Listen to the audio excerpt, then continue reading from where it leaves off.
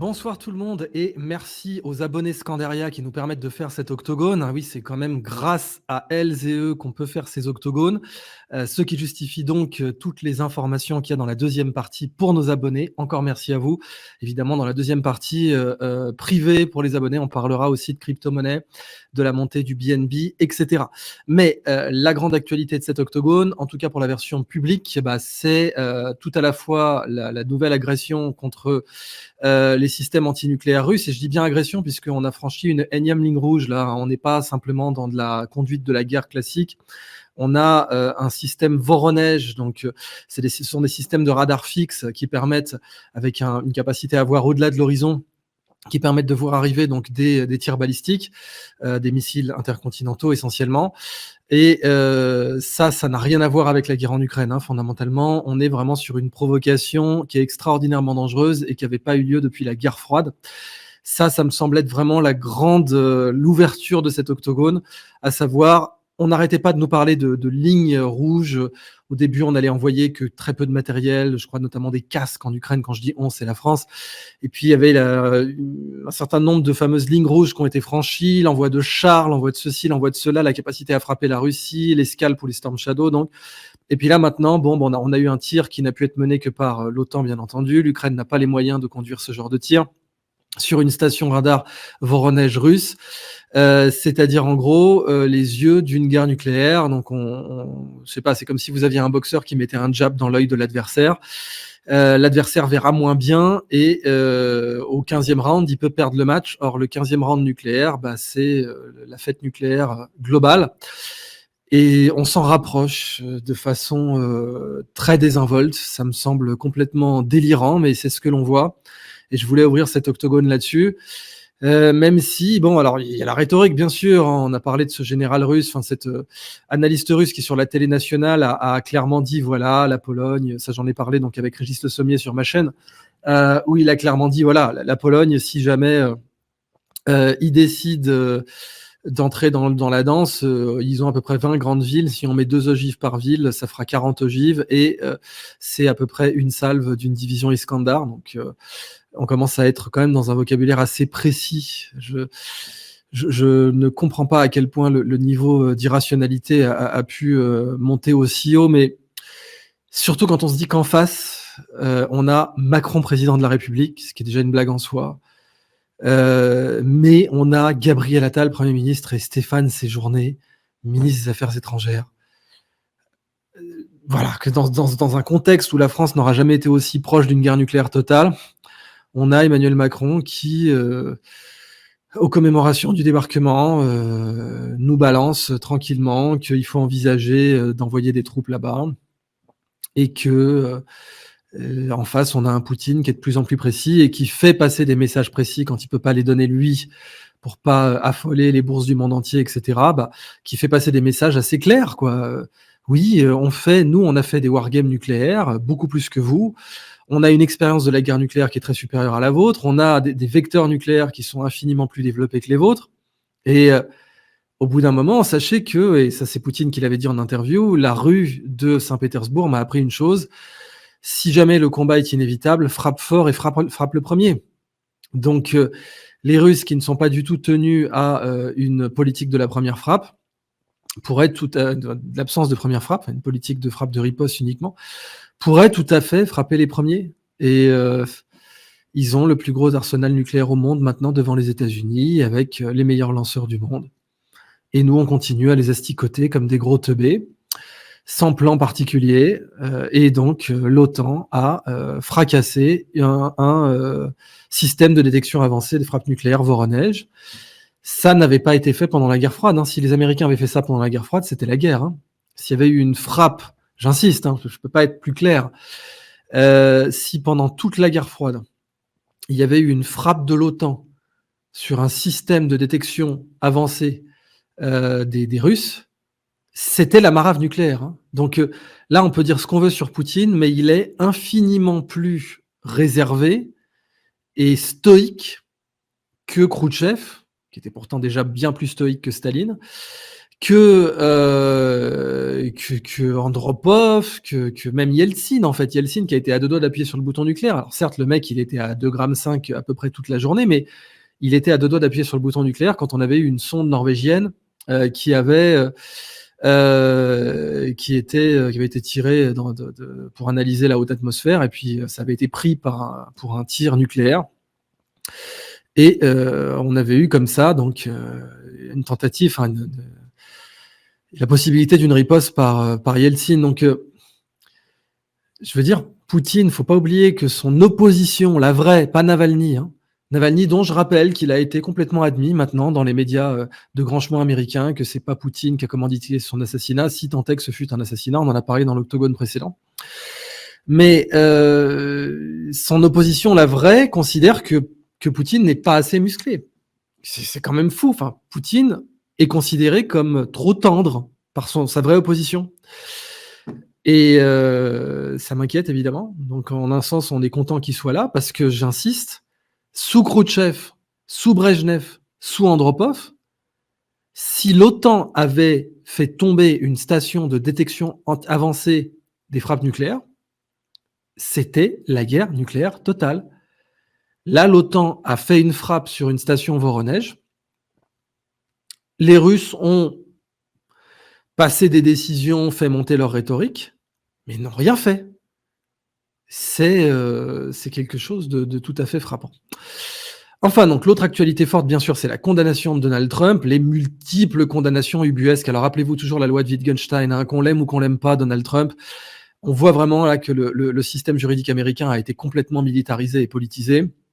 Je veux dire, le type, pendant 30 ans, avait jamais été inculpé, alors que là, pour le coup, il y aurait eu matière pour ses casinos, mais là, à l'époque, il votait démocrate, le mec. Alors forcément, il n'était pas inculpé. Il était pote avec Hillary Clinton. Donc le gars, oui, il avait des faillites graves avec ses casinos. Oui, il avait des contacts avec la mafia.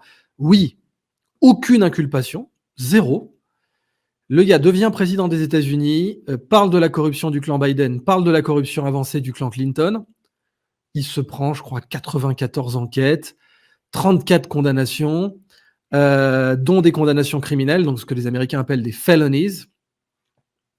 Et bon, en France, on avait connu ça avec l'affaire des costards de Fillon. Enfin, je veux dire, d'un côté, on a eu toute la Macronie mise en examen, on a eu, mais vraiment tout. Il y a eu de la pédophilie, il y a eu de la cocaïne, il y a eu tout ce qu'on veut pour la Macronie. Il y a eu l'affaire Benalla, il y a eu l'affaire McKinsey, il y a eu les gilets jaunes et Bornier. Je veux dire, le niveau d'affaires sur la Macronie est absolument stellaire, mais les médias n'en parlent que pour les désamorcer, en disant circuler, il n'y a rien à voir. Un peu comme dans l'affaire Estrosi où il parle des bébés en plastique, c'est vraiment à gerber.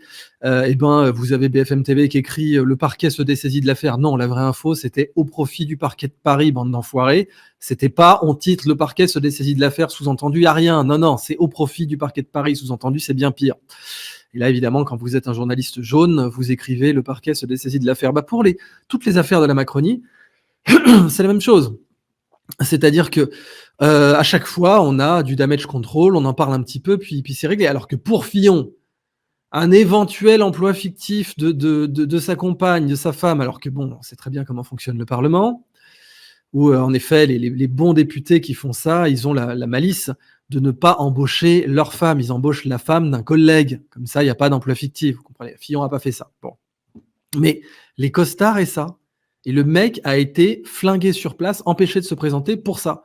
Je ne dis pas que Fillon était la panacée politiquement, mais ce que ça démontre, c'est clairement une militarisation presque de la justice française, avec un PNF qui avait été infiniment rapide, alors que dans des plaintes pour homicide involontaire ou dans l'affaire du sang contaminé, là, la justice française avait été quand même un poil plus lente.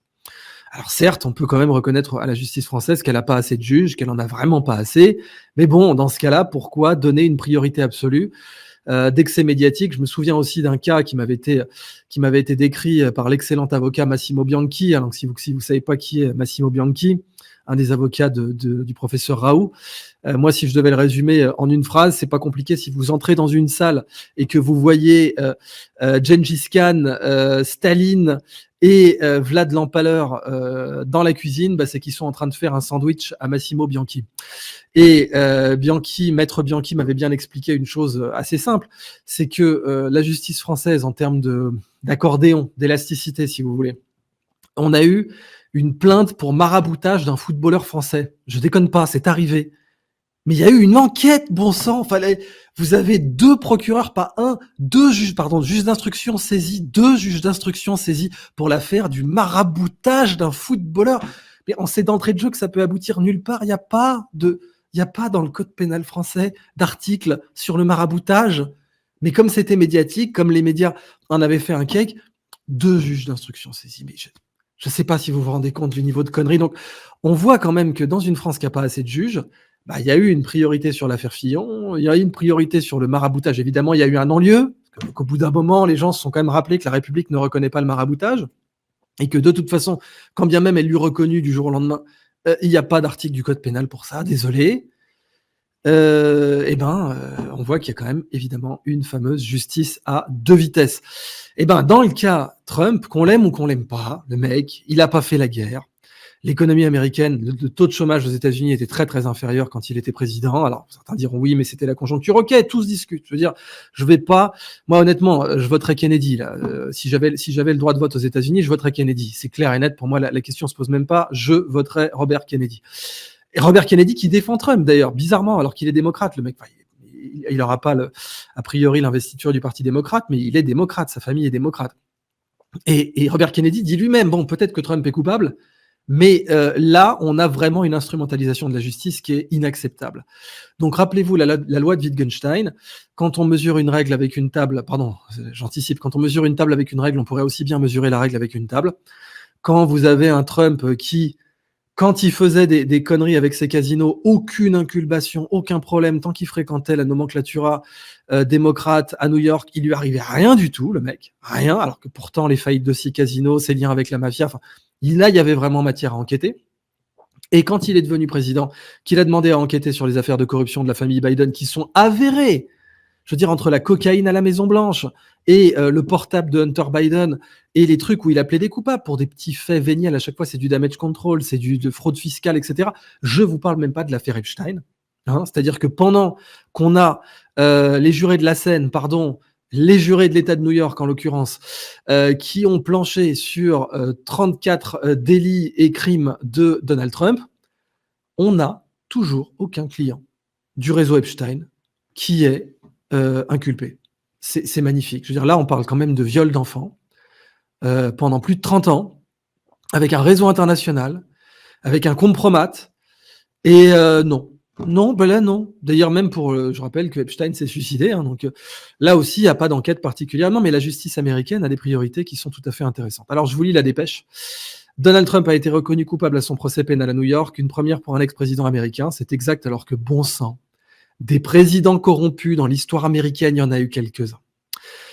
Je lis la dépêche. Après 2 jours de délibération, les 12 jurés ont déclaré à l'unanimité Donald Trump coupable de l'ensemble des 34 délits, et en fait crimes, felonies, de falsification de documents comptables destinés à cacher un paiement de 130 000 $ à l'actrice de film X Stormy Daniels pour éviter un scandale sexuel juste avant la présidentielle de 2016. Alors, pour vous redonner le contexte, pour qu'on comprenne bien, on a Hunter Biden qui a utilisé la double comptabilité d'une de ses sociétés au nez et à la barbe du fisc américain de façon complètement illégale, avec de la fraude fiscale, c'est-à-dire de la tôle. Al Capone, il a fait de la tôle pour ça. Pour s'acheter des prostituées. Donc on ne parle pas d'un paiement à l'amiable pour une nana qui allait mal parler de Trump. Non, non. On parle, dans le cas de Hunter Biden, de s'acheter des prostituées avec l'argent de sa boîte, au nez et à la barbe du percepteur. Il a eu une petite tape sur les doigts. Voilà. Puis bon, je vous parle même pas. Ça, j'en parlerai davantage dans la version de l'Octogone pour nos abonnés Scandaria. Encore merci à eux.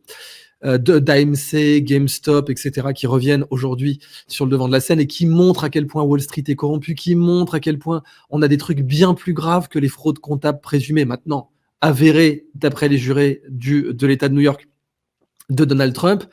On vous parle de fraudes dans lesquelles vous avez des milliards qui ont été détournés, que ce soit le Libor, que ce soit les scandales du market making du site de Citadel, le hedge fund qui est aussi un market maker. Rien que ça pose des problèmes à l'échelle boursière. On a des trucs, mais bien plus graves. Et bon, là, à chaque fois, c'est des petites amendes. C'est des petites affaires, comme disent les Québécois. Mais là, vous pouvez être sûr, absolument sûr, que Trump va être condamné à de la prison. Soyez-en certains. Quand vous avez des market makers qui fraudent, qui trichent, qui manipulent les cours, quand vous avez Hunter Biden qui se paye des prostituées avec l'argent de sa société, ça passe. Je rappelle que la prostitution est illégale dans les États où la société de Biden était inscrite et en l'occurrence, là où Biden a eu recours à des prostituées. On n'est pas à Las Vegas. Je ne saurais même pas vous dire si elle est vraiment légale à Las Vegas, cela dit. Mais quoi qu'il en soit, c'était full illégal. Biden ne fera pas de prison.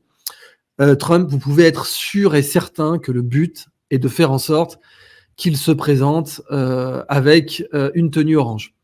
Et ça, même Robert Kennedy l'a clairement souligné comme étant une dinguerie de dérive absolue du système judiciaire américain. Donc, les 130 000 $ avaient été versés à l'actrice par l'ancien homme de confiance du milliardaire Michael Cohen, lequel a sobrement salué un jour important pour la vérité. Michael Cohen qui est lui-même condamné à de multiples reprises. Cette peine pour des paiements dissimulés à une star de film X sera prononcée le 11 juillet par le juge du tribunal de Manhattan, Juan Merchan, 4 jours avant la convention du Parti républicain qui doit investir Donald Trump comme candidat des conservateurs. Dis donc, si on a Donald Trump en prison, vous imaginez bien que l'investir va être compliqué. En attendant, il reste libre, dit la dépêche. L'un de ses avocats, Todd Blanche, a annoncé sur CNN un appel dès que possible, au plus tôt après le 11 juillet, à la lecture du verdict de culpabilité pénale dans la salle d'audience. L'ex-président de 77 ans est resté stoïque, les épaules basses, en sortant du prétoire, le visage grimaçant. Celui qui, en une décennie, a bouleversé la démocratie américaine s'est décrit en homme innocent, fustigeant un procès truqué qui sera une honte. Défiant, il a rassuré que le vrai verdict tomberait le soir de l'élection du 5 novembre, puis il est rentré le poing levé dans sa Trump Tower de la 5e avenue de Manhattan, d'où il donna une conférence de presse.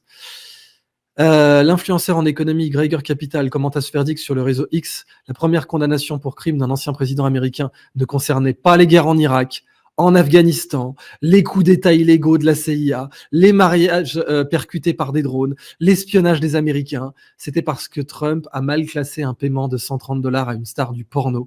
Ceci vous dit tout ce dont vous avez besoin de savoir, tout ce que vous avez besoin de savoir sur la justice américaine.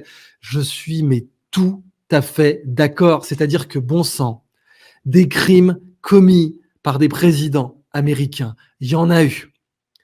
Que ce soit les assassinats illégaux, que ce soit la torture, Guantanamo, Abu Ghraib, des crimes commis par les présidents américains. Oh, il y en a eu. Et Snowden et Chelsea Manning et Julian Assange les ont démontrés. Et dans tous les cas, ils l'ont payé de leur liberté.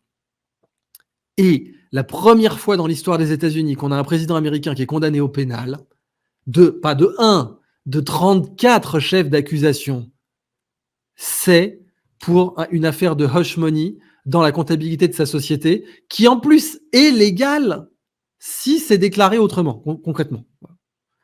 Et en face, donc, on a Hunter Biden, le fils du président en exercice, qui, lui, a tapé dans la caisse, au nez à la barbe du fisc de sa boîte pour se payer des putes pendant des années. C'est...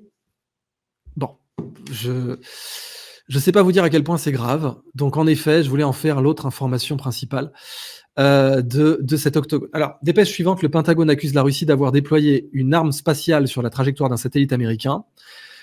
Je cite, la Russie a lancé en orbite terrestre basse un satellite que nous estimons être une arme spatiale capable d'attaquer d'autres satellites en orbite terrestre basse, a déclaré le général Pat Ryder, porte-parole du Pentagone, lors d'une conférence de presse en fin de journée. Le porte-parole du Kremlin, Dmitry Peskov, a refusé de commenter les informations selon lesquelles Moscou aurait lancé une arme spatiale. Nous agissons en parfaite conformité avec le droit international qui interdit, je le souligne, la militarisation de l'espace. Mais bon, tout le monde sait que, comme disait le premier grand patron de McDonald's, les contrats sont comme les cœurs, ils sont faits pour être brisés. Dites-vous bien que le droit international, c'est pareil. Je reprends la déclaration de Peskov. Nous agissons en parfaite conformité avec le droit international, nous ne violons rien et nous avons à maintes reprises plaidé en faveur de l'interdiction de toute arme dans l'espace, a-t-il déclaré lors d'un point presse régulier à Moscou. Malheureusement, nos initiatives ont été rejetées, y compris par les États-Unis, a-t-il affirmé. Ces derniers mois, les deux superpuissances se sont mutuellement accusées de vouloir armer l'espace, ce dont elles s'accusent plus ou moins tout le temps depuis la guerre froide. Vous avez un film de Clint Eastwood qui parle de ça, Space Cowboys, mais en fait, il est beaucoup plus vrai, beaucoup plus proche de la réalité que vous ne pourriez le penser, parce que oui, une tentative de déployer des armes atomiques dans l'espace a eu lieu des deux côtés, et puis vous avez eu aussi la tentative des fameux Rods of God, avec la possibilité de fléchettes en tungstène, c'est repris dans le film G.I. Joe, mais ça a vraiment été envisagé par les Américains. Je continue la dépêche dans ce cadre. Washington et Moscou ont proposé des résolutions de non-prolifération rivales au Conseil de sécurité de l'ONU. La Russie a opposé son veto à l'initiative américaine le mois dernier, tandis que la proposition de Moscou a été rejetée lundi faute de 9 voix nécessaires à son adoption. 7 pays ont voté contre, dont les États-Unis, le Royaume-Uni et la France, mais pas par veto. L'ambassadeur américain adjoint à l'ONU, Robert Wood, a déclaré que la proposition de la Russie, qui appelait tous les pays à prendre des mesures urgentes pour empêcher à tout jamais le placement d'armes dans l'espace extra-atmosphérique, visait à faire diversion et à accuser Moscou de faire de la manipulation diplomatique. Selon lui, le lancement russe du 16 mai succède à d'autres lancements de satellites russes susceptibles d'être équipés de systèmes antisatellites en orbite basse en 2019 et 2022. C'est tout à fait exact que les Russes ont des capacités à détruire des satellites et que une des premières choses qui se passerait en cas d'attaque nucléaire russe, ce serait le fait de faire sauter le système GPS, soit par des interférences électromagnétiques, soit par des missiles antisatellites, qui peuvent même être lancés depuis des avions aujourd'hui. On peut aujourd'hui, typiquement depuis un MiG-31, lancer un missile antisatellite.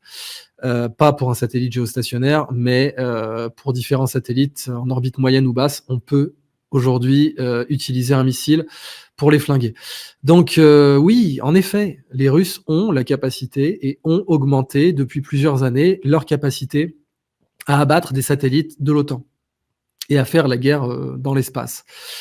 Et c'est une raison supplémentaire pour laquelle on devrait peut-être être un peu plus prudent quand il s'agit d'aller leur flinguer des stations qui sont dont la position est connue, c'est-à-dire le dispositif Voronezh. Certaines de ces stations radars ont une position satellite connue, une position globale connue. Donc on n'est pas sur la fine fleur de ce que la Russie possède en matière de dissuasion nucléaire, mais on stabilise, on cristallise l'intention.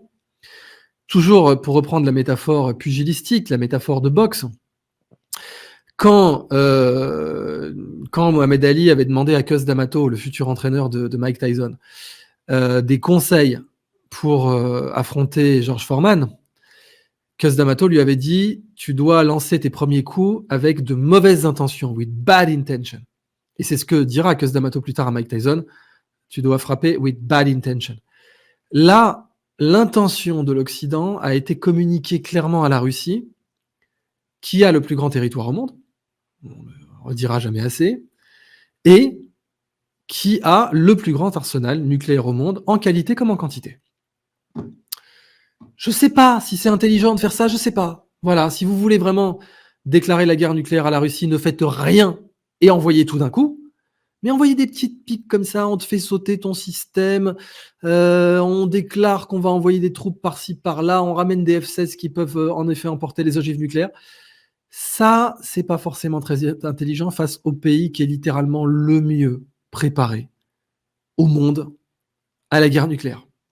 Et je rappelle donc les déclarations de Poutine, à savoir les pays européens qui parlent de guerre nucléaire devraient tout de même se rappeler que leurs centres de population sont très exigus et très rapprochés les uns des autres. En effet, cependant que je tiens de source sûre, pardon, je tiens de source sûre qu'un ancien ministre de la Défense d'un pays de l'OTAN, à la retraite, se case dans un pays étranger en affirmant, je vous dirai évidemment pas lequel ni même quel pays pour qu'on puisse pas voir de qui je parle, mais se case dans un pays étranger en disant voilà, je m'installe dans ce pays parce que je crains trop la guerre nucléaire en Europe. Et on parle d'un ancien ministre de la Défense d'une grande nation européenne et d'un membre de l'OTAN. Dépêche suivante, la Russie justement n'exclut pas de frapper les instructeurs français envoyés en Ukraine, annonce le Kremlin. Alors je vais vous donner un scoop, ils les ont probablement déjà frappés puisqu'on a eu des frappes sur des sites opérés par l'OTAN, dont plusieurs commentateurs américains ont révélé que des officiers de l'OTAN avaient été tués dans ces frappes. Donc très certainement des officiers français couverts par le secret défense, en l'occurrence le plus haut niveau de secret défense. Je vous rappellerai jamais assez la fameuse citation du juge Trévidic, qui avait enquêté sur l'affaire des attentats de Karachi, qui disait, vous savez, le secret défense en France, comme dans la plupart des pays d'ailleurs, le fait qu'il ait 3 niveaux joue un rôle un peu de leurre. C'est-à-dire que vous avez donc en France le confidentiel défense, secret défense et très secret défense, 3 niveaux. Puis en fait, au-delà, vous avez un niveau qui est même pas décrit, mais qui relève de ce qu'on appelle l'inavouable. L'inavouable, donc, ne doit être déclaré sous aucun prétexte. Eh bien, Trévidic expliquait très bien, il disait, le confidentiel défense, pourquoi vous avez tant de généraux qui se font choper à parler de confidentiel défense sur un téléphone? Il n'y a rien. De confidentiel défense, il n'y a rien. C'est purement psychologique, il n'y a rien. Ce que disait Trévidic, c'est la bibliothèque rose, quoi. Vous vous rappelez les petits bouquins reliés cartonnés pour les enfants, Jojo Lapin, etc. Bon. Et puis, ensuite, il y a le confidentiel défense. Il y a le secret défense. Alors là, disait toujours Trévidic, il disait, ça, c'est la bibliothèque verte. Donc la bibliothèque rose, c'est pour l'apprentissage de la lecture, c'est, je sais pas, 8-12 ans, quoi. Bon, donc Jeannot Lapin est allé au marché, quoi. Le secret défense, là, c'est la bibliothèque verte, donc c'est Jeannot Lapin est allé au marché et il a croisé Jeannette Lapine ou Bibi Lapine et il lui a lancé un regard qui aurait pu être interprété de certaines façons. Voilà, ça c'est la bibliothèque verte. Vous voyez, 12-14 ans. Mais, dit Trévidic, le niveau qui est jamais déclassifié, qui est donc le très secret défense, alors là, c'est classé X direct. Là, c'est Jeannot Lapin, il a attrapé Jeannot Lapine en levrette. Là, ça y est, là, vous êtes sur la totale, quoi. Et Trévidic expliquait donc très bien que le niveau de déclassification, il est là pour lâcher du lest, pour que la presse puisse annoncer, regardez, pour que l'Élysée puisse faire des communiqués. Regardez, on a déclassifié le niveau confidentiel, on a déclassifié, qu'est-ce que vous voulez de plus? À la limite, on va déclassifier le niveau secret défense. Alors, après 10 ans de procédure, on ouvre le secret défense. Bon, mais il n'y a rien. C'est dans le très secret qu'il y a des trucs, comme son nom l'indique, très secrets, qui, eux, ne sont juste jamais déclassifiés. Voilà.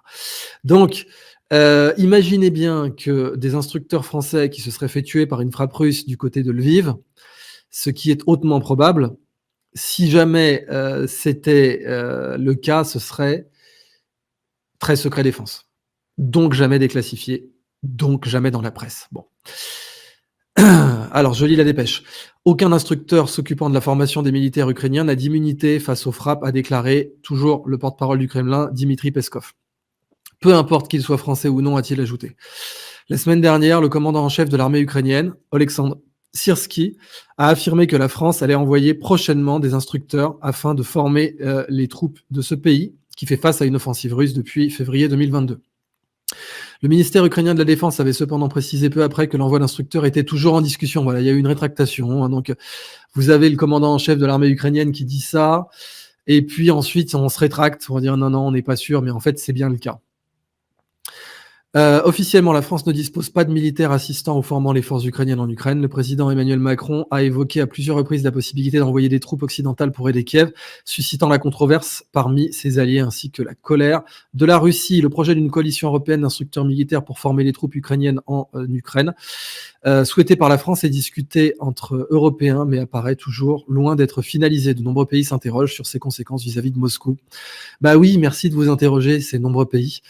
Je rappelle que d'ailleurs, là, si on accusait les Russes d'infamie à avoir frappé ces instructeurs, les Américains ont fait pareil dans tout un tas de guerres, des dommages collatéraux ou bien des ressortissants d'autres pays qui ont été tués de façon extrajudiciaire, parfois en ne portant pas l'uniforme. Donc on est vraiment sur de l'assassinat extrajudiciaire, on n'est pas sur la conduite des lois de la guerre. Eh bien, il y en a eu tout un tas de cas, à commencer par le bombardement de l'OTAN, de l'ambassade de Chine, rien que ça, pendant la guerre de Yougoslavie. Alors on va parler un peu Covid maintenant, et je peux en parler dans l'octogone public, parce que c'est le journal Télégraphe qui annonce que les vaccins contre le Covid ont peut-être contribué à l'augmentation des décès dans les pays occidentaux. Ah bah ça perlipopette Pristi saucisse, dis donc, c'est pas comme si les journalistes d'investigation, et de nos jours le journaliste d'investigation s'appelle complotiste, d'ailleurs s'il ne s'appelle pas complotiste, il n'est plus un journaliste d'investigation, tenez-le vous pour dit, eh bien c'est pas comme si ces journalistes d'investigation l'avaient annoncé à plusieurs reprises, donné à l'appui. Je prends la dépêche, alors que la plupart des médias occidentaux sont extrêmement silencieux sur le sujet, oui, vous n'en avez pas entendu parler en France, étrangement. Le Télégraphe relaye une étude qui confirme l'inquiétude de certains scientifiques au sujet des vaccins anti-Covid. Des chercheurs néerlandais, on n'est pas en Chine ou en Russie, ont analysé les données de 47 pays occidentaux et ont découvert qu'il y avait eu plus de 3 millions de décès en excès depuis 2020. La tendance se poursuivant malgré le déploiement des vaccins et des mesures de confinement qui étaient censées sauver tout un tas de vies. Les experts ont déclaré que ces chiffres sans précédent, je cite, soulevaient, je cite aussi, de sérieuses inquiétudes et ont appelé les gouvernements à enquêter pleinement sur les causes sous-jacentes, y compris sur les effets néfastes possibles des vaccins, lesquels effets néfastes n'existaient pas et ne pouvaient jamais exister. Je vais juste vous donner une petite comparaison. Vous voulez mettre un nouveau moteur d'avion sur le marché, vous devez attendre 7 ans. 7 ans. Vous voulez mettre un nouveau moteur de jet sur le marché pour les vols commerciaux, vous devez attendre 7 ans. On n'a même pas attendu 7 semaines pour les inoculats Covid il y a 52 semaines dans une année. Ça veut dire que pour un truc qui a été inoculé à plus de 4 milliards de personnes, on a attendu 7 semaines, 52 fois moins que la sûreté de l'aviation. Après, concluez comme vous voulez à partir de là. Je continue la dépêche. Dans un article publié dans le BMJ Public Health, donc ça doit être le British Medical Journal, les auteurs de la Vrije Universiteit d'Amsterdam, donc l'université libre d'Amsterdam, ont déclaré, je cite, bien que les vaccins Covid-19 aient été fournis pour protéger les civils contre la morbidité et la mortalité dues au virus, des effets indésirables présumés ont été documentés, lesquels Olivier Véran nous disait qu'ils n'existaient pas ou qu'ils étaient bénins. En aucun cas qu'ils ne pouvaient conduire à des morts. L'étude a révélé qu'en Europe, en Australie et aux États-Unis, il y a eu plus d'1 million de décès en excès en 2020, au plus fort de la pandémie, mais aussi 1,2 million en 2021 et 800 000 en 2022 après la mise en œuvre des mesures. Les effets secondaires liés au vaccin Covid ont été les suivants: accident vasculaire cérébral ischémique. Là, on est juste sur quelque chose qui peut vous envoyer 6 pieds sous terre une fois sur 3.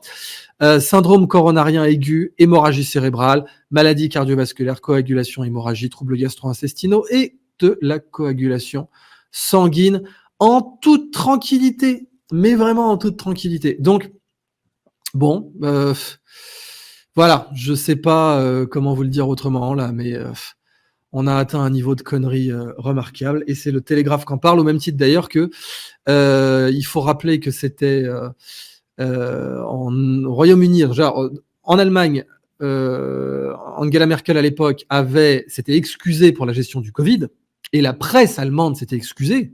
La presse allemande, hein. C'était où, le Spiegel ou Bild, je sais plus. S'était excusé, disant on vous a transmis la peur, on a transmis les infos pharmaceutiques directes sans les. Bon, en France, aucune excuse de la sorte de la part de l'Express ou de BFM TV, etc. Aucune. Bon, mais au Royaume-Uni, pardon, vous avez l'affaire du sang contaminé où Sunak a officiellement fait ses excuses au nom de la couronne, enfin au nom du gouvernement de Sa Majesté. Il a fait ses excuses aux victimes du sang contaminé. Vous n'avez pas vu ça en France, ça va de soi. En aucun cas.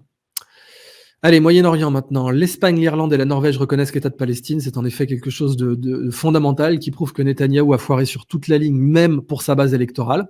Parce que le mec a littéralement été élu sur 2 promesses. Petit 1, je vous protège. Non, le 7 octobre. Et le 7 octobre dont il est co-responsable en tant que le mec qui a fait monter le Hamas. Et petit 2, moi vivant ou moi au pouvoir, jamais il y aura d'État palestinien. Bon voilà, l'Espagne, l'Irlande et la Norvège reconnaissent l'État de Palestine, sachant que maintenant vous avez plus de 140 pays qui le reconnaissent. Je cite la dépêche, c'est une nécessité pour parvenir à la paix, a déclaré le Premier ministre espagnol Pedro Sánchez, devenu l'une des voix les plus critiques à l'égard d'Israël au sein de l'UE depuis le début de la guerre dans la bande de Gaza, et qui était à la manœuvre depuis des mois pour rallier d'autres pays à la décision de Madrid de reconnaître un État palestinien. Cette décision n'est prise contre personne et encore moins contre Israël, a-t-il ajouté. Son homologue irlandais Simon Harris a estimé pour sa part qu'il s'agissait de maintenir l'espoir en vie au Proche-Orient, où la guerre provoquée par l'attaque sans précédent du Hamas le 7 octobre dans le sud d'Israël est la plus meurtrière en plus de 70 ans de conflit israélo-palestinien, sur des civils en effet. J'appelle de nouveau le Premier ministre Benjamin Netanyahou à écouter le monde et à arrêter la catastrophe humanitaire dans la bande de Gaza, déclare Simon Harris. Alors que le chef de la diplomatie norvégienne Espen Barth Eide a jugé regrettable que le gouvernement israélien ne montre aucun signe d'engagement constructif. La diplomatie norvégienne qui remet le prix Nobel de la paix, rappelons-le. Furieux, le ministre israélien des Affaires étrangères Israël Katz s'en est pris mardi à Pedro Sánchez, qu'il a accusé dans un message sur X de se rendre complice des appels au génocide du peuple juif. Bon. Monsieur Katz a multiplié, d'autant que, en l'occurrence, c'est tellement bidon cette déclaration de Katz, que l'État palestinien ne serait reconnu évidemment que pas avec le Fatah, qui reconnaît l'État d'Israël, qui ne parle pas qui est pour la solution à deux États, tout simplement. Le Hamas n'est pas pour la solution à deux États. Il n'est pas possible de reconnaître l'État palestinien avec le Hamas. C'est quelque chose qu'on souligne pas assez. Ça n'est possible qu'avec le Fatah en l'État. Et parce qu'on ne peut pas avoir de solution à deux États si on n'a pas les deux interlocuteurs qui sont d'accord pour deux États. Des interlocuteurs en Israël qui sont d'accord pour la solution à deux États, il y en a, et Benny Gantz en fait partie, mais ils ne sont pas aujourd'hui à la direction du cabinet de guerre, même si Benny Gantz en fait partie. Cela dit, le Fatah reconnaît l'État israélien, donc c'est une déclaration complètement niquée de la tête de la part d'Israël Katz de dire que c'est un complice des appels au génocide, puisque une solution à deux États ne peut en aucun cas être faite avec le Hamas. Monsieur Katz a multiplié des messages rageurs ces derniers jours sur les réseaux sociaux contre les dirigeants de ces trois pays. Il a notamment mis en ligne des vidéos mêlant les images du 7 octobre à d'autres faisant référence à l'Espagne, à l'Irlande ou à la Norvège, affirmant que le Hamas pouvait en remercier les dirigeants. Bon. Le ministre espagnol des Affaires étrangères, José Manuel Alvarez, a assuré que Madrid, Dublin et Oslo allaient apporter ensemble une réponse ferme à la désinformation exécrable et aux attaques sur les réseaux sociaux d'Israël 4. Là, ils réagissent, les mecs. On n'est pas... la situation en France semble quand même beaucoup plus servile. Personne ne peut nous intimider, a-t-il dit. Donc a poursuivi M. Alvarez, qui doit recevoir mercredi des ministres qataris, jordaniens, saoudiens ou turcs pour célébrer la reconnaissance de l'État de Palestine par l'Espagne. L'Espagne, l'Irlande et la Norvège considèrent que leur initiative a une très forte portée symbolique, à même d'amener d'autres États à les rejoindre. Ils mettent en avant le rôle joué par la Norvège et l'Espagne dans le processus de paix des années 90 au Moyen-Orient. Madrid avait accueilli une conférence de paix israélo-arabe en 91, 2 ans avant les accords d'Oslo de 93. Si la Slovénie devait elle aussi reconnaître très prochainement l'État de Palestine, la question suscite encore de profondes divergences au sein de l'UE. D'autres États membres, comme la France, jugent ainsi que ce n'est pas le bon moment, ça c'est la phrase de Macron, tandis que l'Allemagne n'envisage pas une telle reconnaissance jusqu'à l'issue de négociations entre les deux parties. En incluant l'Espagne, l'Irlande et la Norvège, l'État de Palestine est désormais reconnu par 145 des 193 États membres de l'ONU, selon des chiffres donnés par l'autorité palestinienne. La plupart des pays de l'Europe occidentale et d'Amérique du Nord, l'Australie, le Japon ou encore la Corée du Sud sont absents de cette liste. Enfin, dernière dépêche pour la partie publique de l'Octogone. Israël prêt à une action, je cite, très intense à la frontière libanaise selon Benyamin Netanyahou. Le Premier ministre a affirmé mercredi qu'Israël était prêt pour une opération très intense à sa frontière nord. C'est Benny Gantz qui doit trouver ça complètement délirant. Pourquoi ? Parce que l'armée israélienne est en état de saturation et c'est pas en affrontant un ennemi qui est littéralement 10 fois mieux armé que le Hamas et qui pour l'instant se tient vaguement tranquille que la saturation de l'armée israélienne va être meilleure. Donc là, je pense que c'est de la rhétorique, parce que sur le plan militaire, en tout cas, ce serait une connerie faramineuse. Les villes israéliennes proches de la frontière, dont beaucoup ont été évacuées, sont fréquemment des cibles de tirs de roquettes et de drones de la milice libanaise du Hezbollah depuis le début de la guerre. Alors, rappelons que le Hezbollah est puissant au Liban spécifiquement parce que la diplomatie israélienne, sous Netanyahou, avait encouragé à une balkanisation de la zone et surtout à détruire tous les ennemis de l'Iran. Bien sûr, ils espéraient à l'époque que l'Iran fût sur la liste. Barack Obama l'a empêché par pur réalisme militaire, pas par gentillesse, parce que l'Iran, c'est quand même un morceau qui n'a rien à voir avec l'Irak, en termes même de défense, c'est un pays très montagneux, etc. Et enfin, c'est l'Afghanistan sous stéroïdes, l'Iran concrètement. Et du coup, ça a renforcé l'Iran. Voilà, coup de génie. Pourquoi le Hezbollah est puissant au Liban ? Grâce à la politique de Netanyahou. Pour la même raison, pourquoi le Hamas est puissant à Gaza par la politique de Netanyahou. On le dira jamais assez. Et c'est objectif, c'est vraiment factuel, c'est pas une opinion politique que je vous donne, ce qui fait que c'est repris dans la presse israélienne d'ailleurs. Le Hamas est puissant à Gaza grâce à Netanyahou. Le Hezbollah est puissant au Liban grâce à Netanyahou, qui a, par sa diplomatie, contribué à affaiblir tous les ennemis de l'Iran, ce qui était tout à fait brillant quand on y pense. Ces frappes ont déclenché de violents incendies cette semaine, brûlant des pans entiers de terre dans le nord de l'État hébreu. Je cite, « Quiconque pense qu'il peut nous faire du mal et que nous resterons les bras croisés commet une grave erreur. D'une manière ou d'une autre, nous allons y rétablir la sécurité », a dit Netanyahou lors d'une visite près de la frontière avec le Liban. Mais là encore, sur le plan militaire, alors que, et c'est pas moi qui le dis, c'était Yoram Schweitzer, dans cet article que j'ai cité, donc dans ma dernière vidéo, pas en direct, mais ma dernière vidéo montée sur ma chaîne. Pour l'instant, aucun des objectifs militaires n'ont été atteints à Gaza. Donc, qu'est-ce que Netanyahou parle d'aller aussi déclencher une guerre avec le Hezbollah, sachant que la dernière a été perdue en 2006. Mais bon, là, je pense que les Benny Gantz et le reste du cabinet de guerre le voient bien. On est dans une fuite en avant de la part d'un type qui sait plus trop ce qu'il fait. Et je vais conclure la partie publique de l'Octogone là-dessus. Merci encore une fois à nos abonnés. Abonnez-vous sur Scandaria à l'Octogone. Je vais bientôt d'ailleurs pouvoir annoncer de belles nouvelles sur Scandaria parce que plus on a d'abonnés, plus on peut baisser les prix. Donc merci beaucoup et je vous dis à la prochaine pour l'Octogone Tech que je vais faire sans doute à peu près tous les mois parce qu'il n'y a pas suffisamment de nouvelles technologiques pour le faire toutes les 2 semaines. Merci de nous suivre.